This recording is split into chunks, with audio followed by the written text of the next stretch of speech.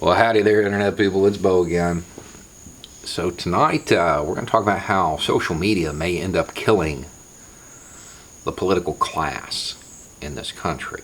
You know, we have that establishment class where their dad was a congressman and the whole family is involved in politics, whether it be lobbying or holding a seat themselves.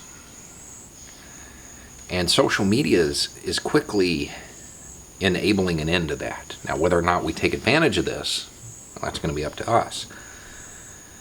But, see, in the old days, not too long ago, if a candidate wanted to show their blue-collar roots, well, he'd throw on a denim shirt, go to a sports bar, and drink a Bud Light.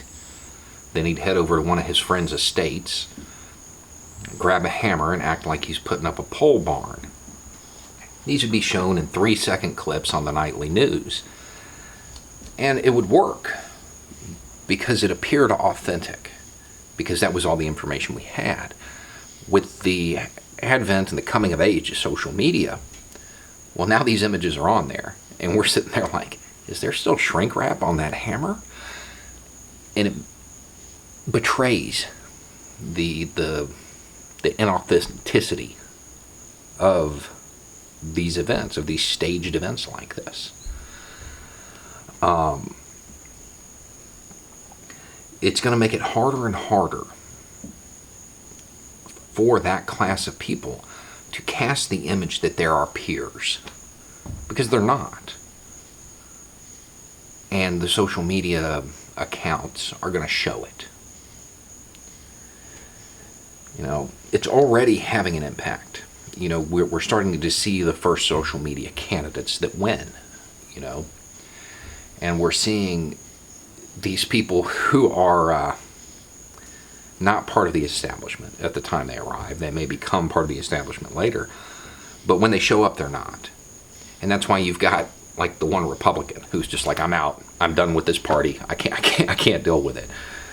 Because this is a person who truly believes in what he's saying, right or wrong. He believes it, and he gets up there and he realizes that they don't, that it's a show. And at the same time, the Democrats just had to have a come to Pelosi meeting over Twitter, and Pelosi basically telling them, you know, don't take pot shots at our center Democrats. And this came about because they voted in favor of that ICE funding bill that didn't include any safeguards for the kids. And I guess somebody said something about it being the child abuse caucus. And that hurt their feelings, you know. If the jackboot fits, slip it on and goose step. Y'all chose politics over principle. It is what it is. It's the social media age. We have access to your voting records now instantaneously. You're not going to be able to spend this the way you used to.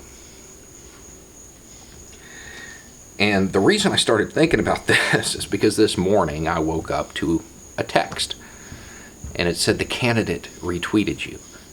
And I'm thinking, oh God, what did Trump say? You know, I don't know if y'all are aware of this. In indie news circles, Trump was the candidate, quotation marks, because we didn't think he was a viable candidate. We were wrong. It happens, okay? But it wasn't him. It was Marianne Williamson. She retweeted the video that I made in which I referred to her as the crazy hippie crystal lady, and I said she wasn't a viable candidate. Now, before we get into this, I have to say I'm not talking about her policies because I haven't looked into all of them yet.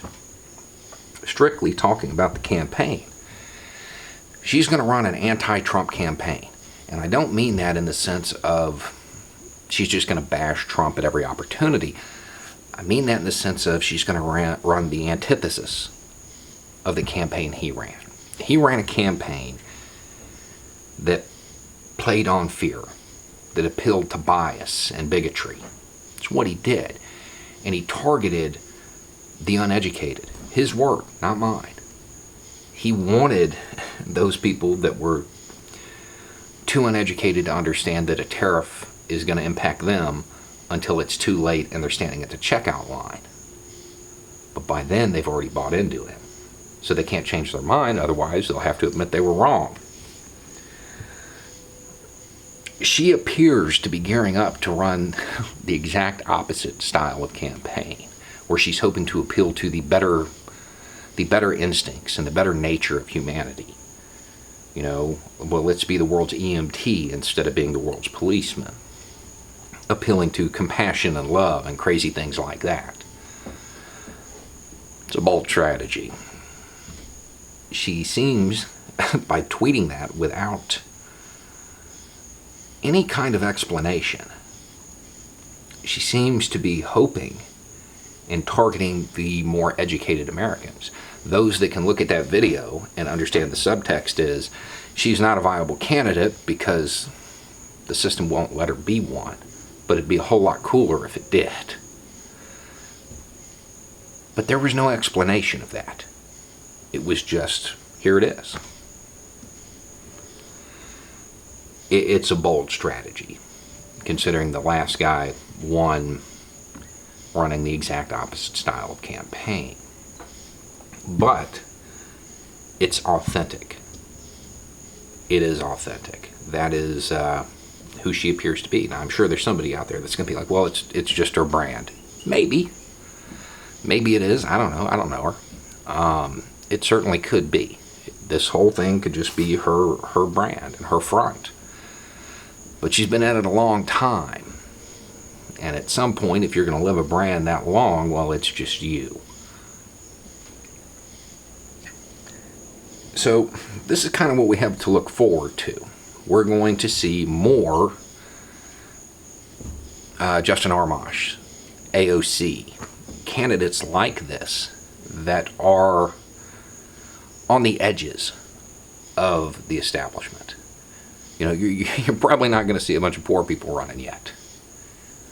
But social media is enabling those people that aren't within the true halls of power to get a voice and to get their message out there.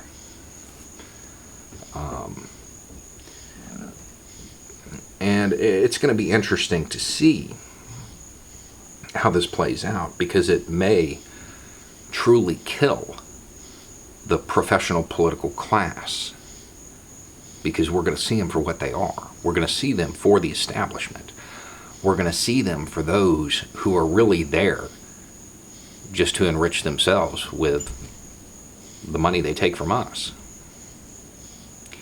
Anyway, it's just a thought. Y'all have a good night.